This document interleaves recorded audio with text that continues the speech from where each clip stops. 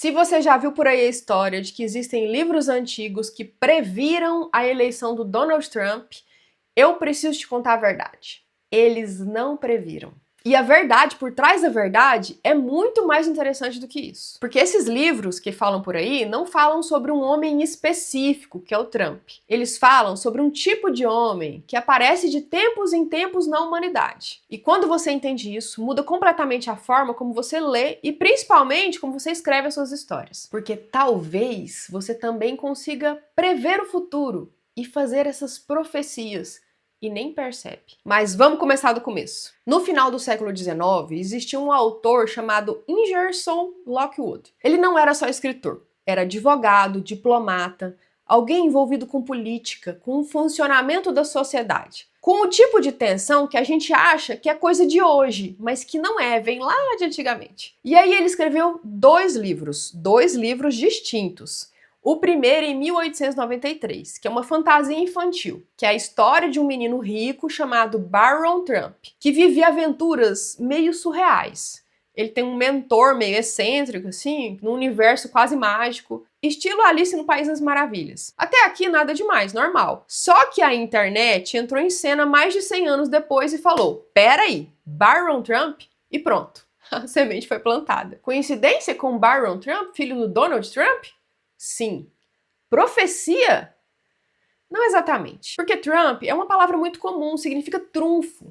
E Baron é barão, que é um título aristocrático usado desde sempre como nome. Ou seja, parece absurdo, mas não parece impossível estatisticamente. Tá, e todo mundo ficou com essa ideia do Barron Trump na cabeça. Nossa, é o menino do livro desse autor. E é também o filho do Donald Trump. Meu Deus, que coincidência. Mas a coisa ficou mais estranha ainda quando eles descobriram que esse autor, esse mesmo autor desse livro, tinha um segundo livro. E esse segundo livro, de 1896, chamava The Last President. E esse não era mais uma fantasia infantil. Era uma história sobre política, que não tem nada a ver com o primeiro livro. Era a história de um presidente que foi eleito inesperadamente e que a população ficou muito revoltada com essa eleição e que acontece tudo nas ruas de Nova York, ali especificamente onde começa o livro, na Quinta Avenida, onde o Trump tinha a Trump Tower. E de repente, alguém na internet juntou essas duas coisas. Um livro com o Barron Trump e o outro com um presidente controverso em Nova York. E o cérebro humano fez o que ele faz de melhor. Ele conectou os pontinhos, mesmo quando eles não foram feitos para serem conectados, porque a única coisa que se assemelha nessas duas obras, nessas duas histórias, é o autor. Esses livros não estão ligados, não são uma continuação do outro, não fazem parte do mesmo universo narrativo ali contextual. E no segundo livro nem existe alguém com o nome Trump, só existem políticos e umas farras políticas. A conexão foi criada depois por quem leu os livros. E isso diz muito mais sobre a gente do que sobre o autor do livro. Porque o nosso cérebro odeia coincidência. Ele quer sentido, ele quer padrão,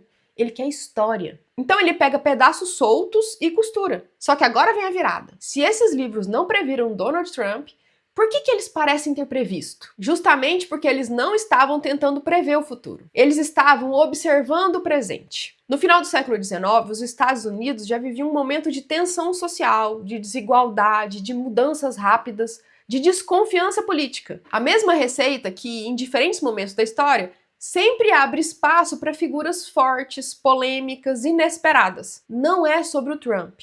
É sobre o tipo de cenário que faz alguém como ele surgir. E isso é o que os bons escritores captam. Eles não inventam do nada.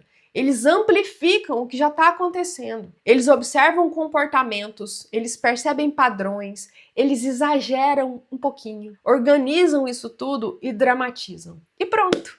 Anos depois, alguém lê e pensa: meu Deus, isso foi uma previsão do futuro. Mas não foi.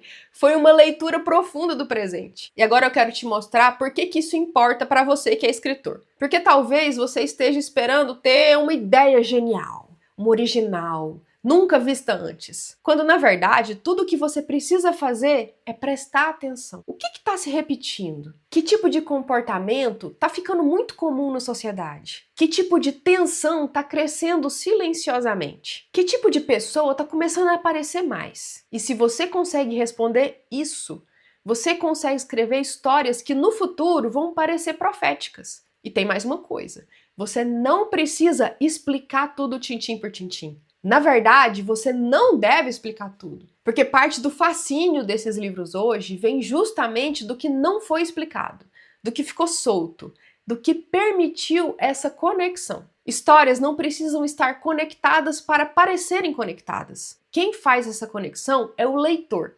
E quando você entende isso, você começa a escrever diferente. Você começa a deixar pistas, elementos recorrentes, nomes marcantes, situações que vão ecoando no tempo. E você confia que alguém, em algum momento, vai olhar para aquilo e dizer: isso não pode ser coincidência. Mas é. E ao mesmo tempo não é. Porque é construção, é intenção, é observação. E isso é escrita de verdade. Então, da próxima vez que você ouvir por aí que tem um livro que previu o futuro, talvez a pergunta mais interessante não seja: como é que ele sabia do futuro? Mas seja a pergunta: o que ele estava vendo que ninguém mais estava prestando atenção? E essa talvez seja a sua maior vantagem como escritor. Agora me conta aqui nos comentários. Você já leu alguma história que parecia ter previsto o futuro? Ou você já escreveu algo que, olhando depois, pareceu mais real do que deveria? Se você gostou desse vídeo, deixe seu like e se inscreva no canal para receber os próximos vídeos sobre os mistérios da literatura e sobre escrita criativa também. Eu vou deixar um outro vídeo do canal aparecendo aqui na tela. Eu espero que você goste, hein? Obrigada por ficar até o final. Te vejo na próxima. Tchau, tchau.